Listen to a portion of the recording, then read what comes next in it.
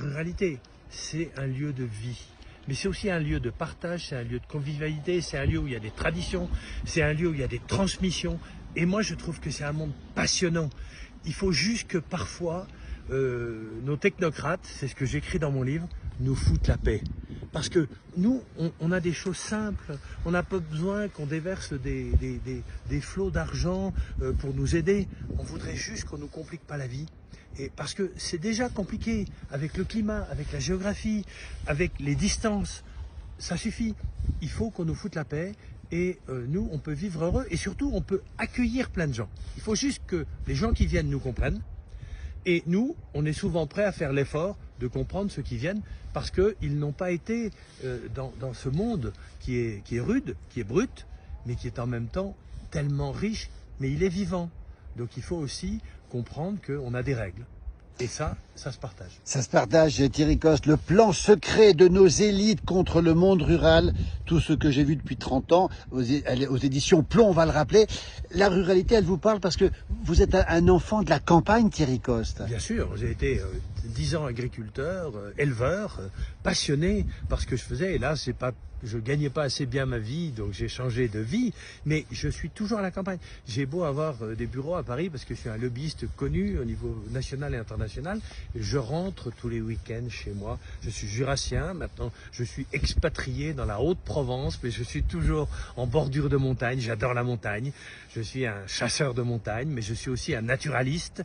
Je suis vraiment passionné par cette nature qui tous les jours est différente, tous les jours change de couleur, change d'odeur. Et ça, j'aime. Je trouve que c'est une force terrible.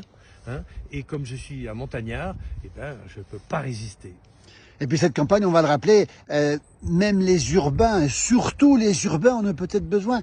Il y a beaucoup d'imaginaire qui va avec la campagne. Ici, on a le tas de bois, symbole de la campagne. On a les arbres, la forêt là derrière.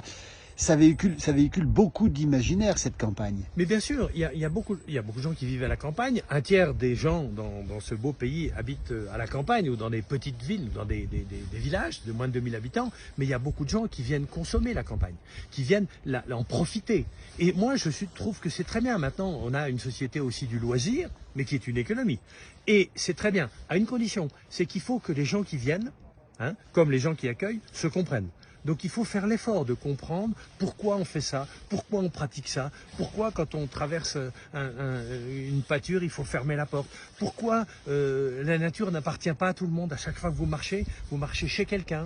Et ça ne veut pas dire qu'il va vous interdire de marcher chez lui, mais il faut le respecter, il faut le comprendre. Il peut avoir des obligations de gestion, de culture. Quand on abat des arbres, on ne massacre pas la forêt.